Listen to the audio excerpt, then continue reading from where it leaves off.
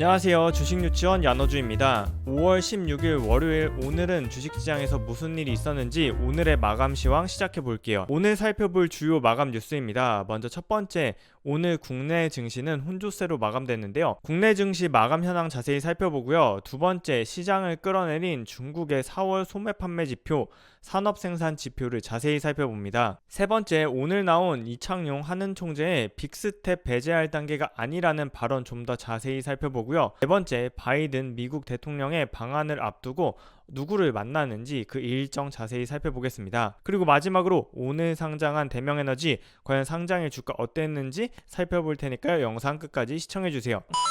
자, 먼저 국내 증시 마감입니다. 5월 16일 월요일 코스피는 마이너스 0.29% 하락해서 2600선을 다시 하회했네요. 2596포인트로 마감했고요. 코스닥은 0.37% 상승해서 856포인트로 증시를 마감했습니다. 보시는 차트는 5분봉 차트인데요.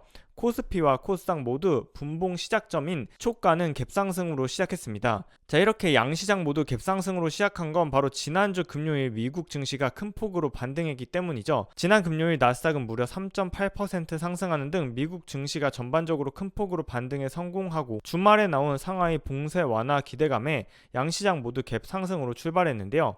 오전 11시에 발표된 4월 중국 소매 판매 지표와 산업 생산 지표가 부진하게 나온 데다가 이창용 한은 총재가 금리를 빅스텝 인상을 아예 배제하는 건 아니다라는 언급 등에 결국 국내 증시 코스피는 하락 마감, 코스닥은 상승 마감하며 혼조세를 보였습니다. 자, 오늘 코스피에서 시가총액 상위 20개 종목을 살펴보면요. 20개 종목에서 큰 폭의 급등락은 없었습니다. 대부분 약보합으로 마감이 되었는데요. 코스피 시가총액 상위 종목 중에서는 셀트리온의 하락이 눈에 띄는데요. 1분기 실적이 시장의 기대치를 하회한 이후에 주가가 3거래일째 하락하고 있는데요.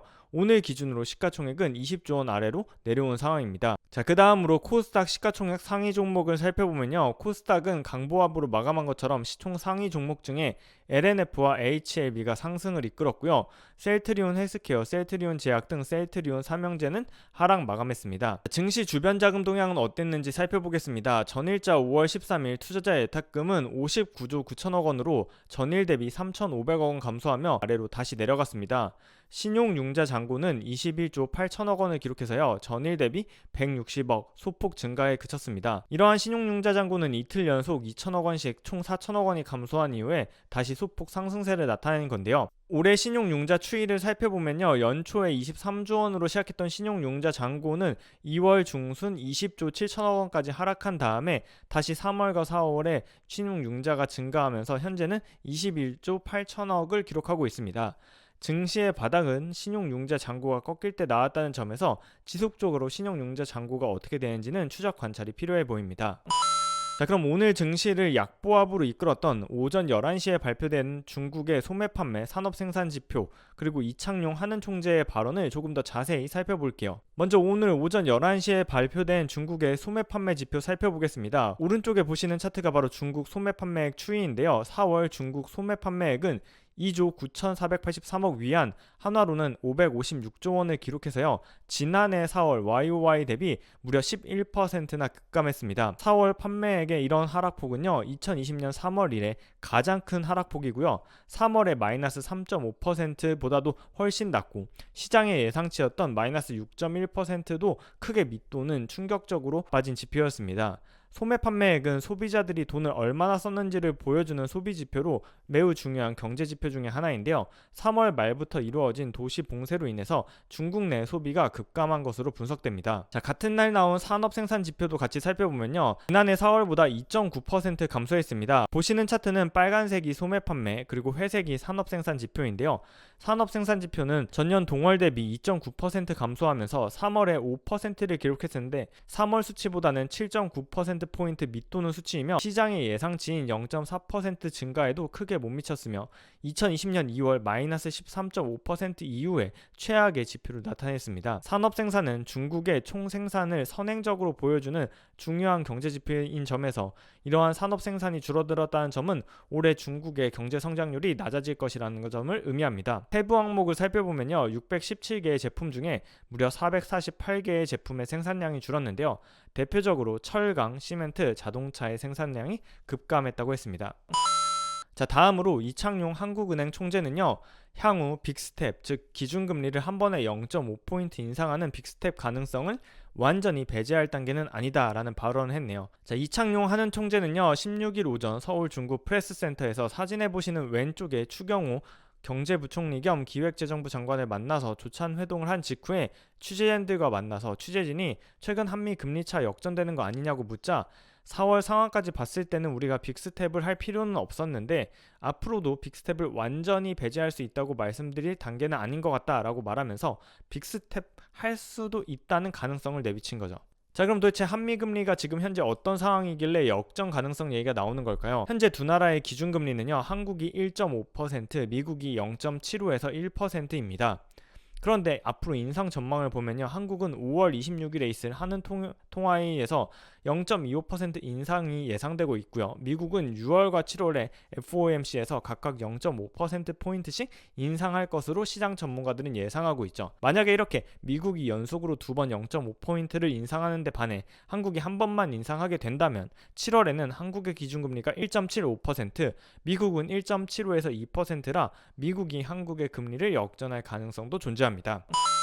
자, 네 번째 뉴스 살펴볼게요. 미국 바이든 대통령이 오는 20에서 22일 2박 3일 일정으로 방한하는데요. 누구를 만나게 될지, 어떤 이야기를 할지 주식 투자자들이 관심도가 매우 높죠.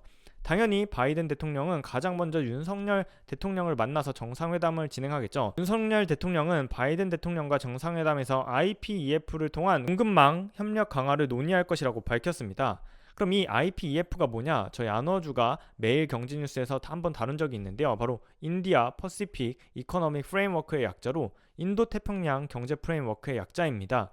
미국이 공급망 안정 등 신규 통상질서 수립을 목표로 내세우지만 사실상 중국 견제용이기 때문에 우리 정부가 IPEF 참여 방안을 확정한 가운데 중국이 이에 대해서 대놓고 경고를 보내고 있는 상황이죠. 바이든 대통령은 윤석열 대통령과 정상회담 외에도 주요한 일정으로 4대 그룹 총수를 만날 예정인데요. 4대 그룹 총수를 만나는 것뿐만 아니라 평택에 위치한 삼성전자 반도체 공장도 유력하게 방문 후보지로 꼽히고 있습니다. 작년 4월 바이든 대통령은 국무회의에서 웨이퍼를 들고 나와서 반도체의 공급망을 매우 강조했던 걸로 유명하죠. 현재 중국과 글로벌 공급망 패권을 다루고 있기 때문에 바이든 대통령의 이번 주요 방한 목적이 바로 경제안보, 그래서 4대 총수를 만나서 반도체, 전기자동차, 배터리 등 한국 기업들이 강점을 보이는 산업 분야에서 미국 주도의 공급망 재편에 동참을 요구할 가능성이 높게 점쳐지고 있는 상황입니다. 자, 마지막으로 바이든 대통령은 비무장지대 DMZ도 방문할 것으로 유력하게 예상되는 후보지인데요. 바이든 대통령은 부통령이었던 2013년에 방한했을 때도 DMZ를 방문했다고 합니다.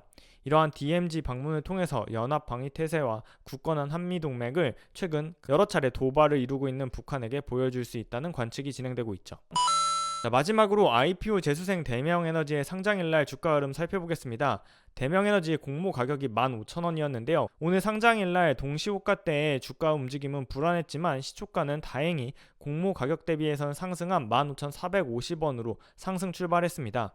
하지만 상승과 동시에 주가가 공모가를 하회했는데요. 장중 최고가는 오전 9시에 기록한 15,900원이 최고가였고요. 9시 10분 이후에는 공모가를 계속 하회하는 움직임을 보여 결국 종가는 13,950원으로 공모가 대비 7% 하회해서 오늘 상장일 첫날 거래를 마쳤습니다. 자, 늘 말씀드리지만 본 영상에서 언급한 종목의 매수 매도 추천이 아니라는 점 주의사항으로 안내드립니다. 5월 16일 월요일, 오늘은 주식시장에 무슨 이슈가 있었는지 살펴보는 오늘의 마감 시황은 여기까지입니다.